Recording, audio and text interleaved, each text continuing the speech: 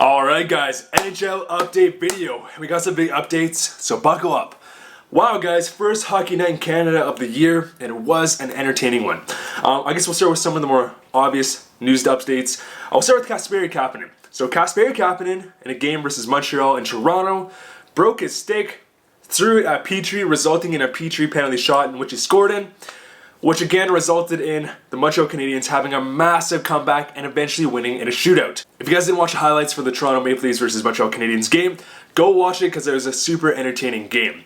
I wasn't able to watch the whole game because I had to go set up my Canucks stream, but when I was watching it was super entertaining, and I have a bunch of Toronto players on my fantasy team, so I was like, yes, run away with this game.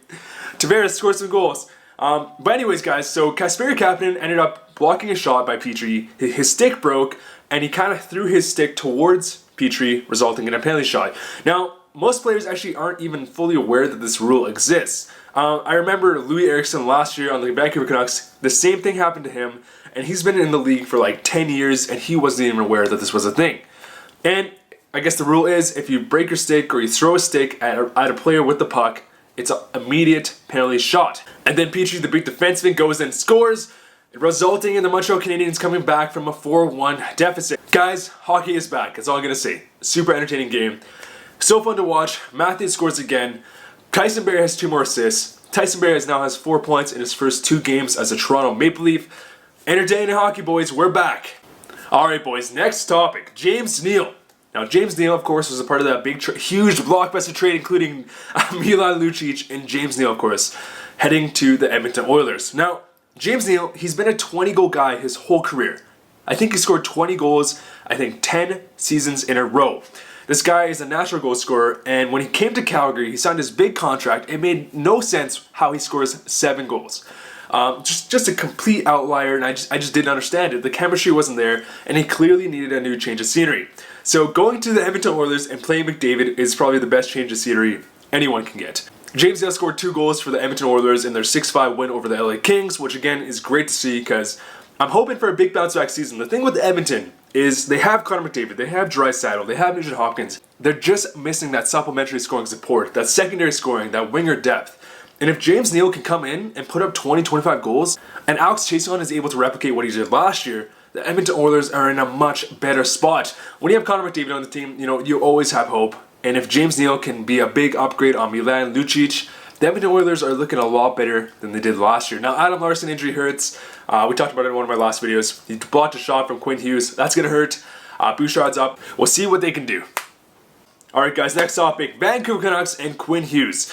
Now, the Canucks have now lost their first 2 games. Their first game against Edmonton, I feel like there was a lot of positives and, we just got some bad breaks. However, the second game against Calgary Flames last night, Hockey Night in Canada, it wasn't really the same case.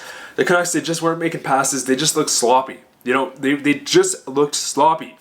They started off slow. They came back in the 3rd period, but by the time they came back, it was too late. Calgary was bearing on their chances. They were out shooting Calgary, but, it was too late. The one thing I will say is through the 2 games and through Quinn Hughes' first 7 games in his career, he's looked amazing every game. He was a -2 this past game, but he stuck out more than anyone else on the Canucks roster. He stuck out more than Pettersson. He stuck out more than Horvat. He stuck out more than, Brock Besser. Quinn Hughes has continued to amaze me. His transition game, boys, I can't stress it enough. His transition game, his calm demeanor, his confidence, it sticks out so much, and he's 7 games into his career, and he's already one of the best players on the whole Canucks roster. And we're comparing him to, NHL vets here.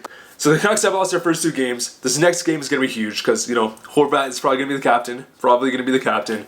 But what I will say is that it is a huge benefit that Quinn Hughes continues his smooth transition into the NHL, and he's looked great. He's looked fantastic. Okay, guys, next topic. Matthew Tkachuk. Okay, I don't know if you guys saw this. Maybe I'll link it down below. But Matthew Tkachuk had a clear elbow right to the face of Mikko Rantanen in the first game against Colorado. Now, I was expecting some type of suspension. He literally jumped off his feet, and perhaps it's just the camera angle that I saw. But he jumped off his feet, and he clearly hit Mikko Rantanen, who is like 6'4". No suspension. Very interesting. I don't know if you guys saw that. Let me know what you guys think about that down below. I just think it's very weird, very inconsistent if the NHL just doesn't even say anything about it. It's weird because I haven't heard any coverage on it. I haven't heard anything. But if you watch the replay of it, it's so deadly. He goes off his feet. Now, I'm a big fan of Matthew Tkachuk. I love the guy. He's a great gritty player. But that was just so dirty. And it doesn't result in suspension, which is just completely beyond me. What do you guys think about the Tkachuk elbow to Rantanen? Last topic, guys. CBA talks continue. Now, of course, both the NHL Players Association and the owners, they both agreed on not opening up the CBA, which may result in a lockout. They both decided to pass on it, which is great for the game because at least we have one more year of good hockey. I think 1 or 2 more years of good hockey. But news just broke that CBA talks continue, which, I mean, it sounds like a bad thing, but really, it's a fantastic thing. Through previous seasons where there has been a lockout, CBA talks aren't really continuous. They kind of stop and go and stop and go. But this time around, things are a bit different. NHL players are getting paid. You know, we just saw it this offseason. NHL players are really getting paid. The salary cap needs to be adjusted. RFAs, the whole RFA structure needs to be adjusted. But NHL players are getting paid. Owners are getting paid too. NHL teams are more profitable than they've been in so long. The game is going in the right direction. The whole game of hockey is growing. You know, we just saw the Golden Knights get introduced, and now we're seeing the Seattle blank getting introduced, which is just so exciting for the game of hockey. Finally, the Canucks have a rival. I'm so excited, guys. But CBA talks do continue, which is a great news because it means that they're trying their hardest. Both sides are trying their hardest not to go into another lockout. If the NHL went into a lockout, I think that would be the worst thing they can do right now. A lockout is just shouldn't happen. So the fact that they're continuing the talks to negotiate a new CBA early on in the process is great news. And then the news, boys, what do you guys think about the game so far? How has the season been treating you guys? Zibanejad is one person who sticks out. He's been completely lighting it up. One of my buddy has him on his fantasy team, and he is just wrecking. Sabres 7-2 win over the Devils. Gustav did get his first goal the other night, though, which is great.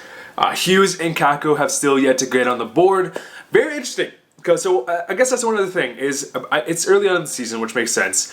Connor McDavid didn't get a point in his first 5 games, but Hughes and Kakko have not been getting really the opportunity so far to really, I guess, you know, jump on the first line power play, that type of thing. They haven't been getting big minutes, which makes sense. You know, they're both 18 years old. They're both slowly transitioning into the NHL. But what do you guys think about that? Anything? Cale Makar and Quinn Hughes right now are my 2 Calder candidates. And before I end off this video, boys, I just want to bring up one quick thing. I'm trying new things in terms of structuring videos, kind of updating news updates, news hockey updates on every, I guess, game, every game day. So sorry if it seems a bit rough at first. I'm really trying to smooth out the process, work out the kinks. So maybe comment, leave any suggestion down below, guys. I really appreciate it. What do you guys want to see? Do you guys want to just see the major events? Do you guys want me to try to break down every game?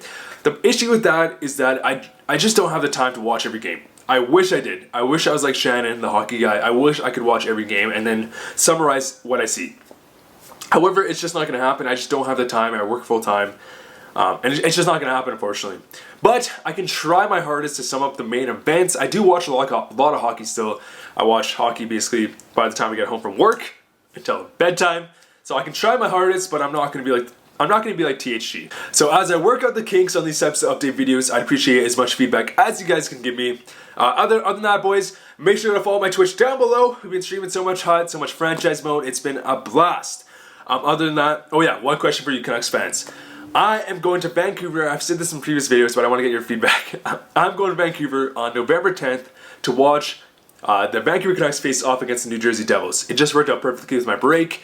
And so I'm doing that, and I want to buy a Canucks jersey while I'm there. Do you guys have any suggestions for good NHL jersey sellers? Should I buy from Rogers Place? And who should I get in terms of a jersey? Do I get Hughes? Do I get Horvat? Do I get Besser? Do I get Pedersen? Let me know. I want to hear what you guys think down below. Anyways, guys, thank you guys so much for watching. See you guys later.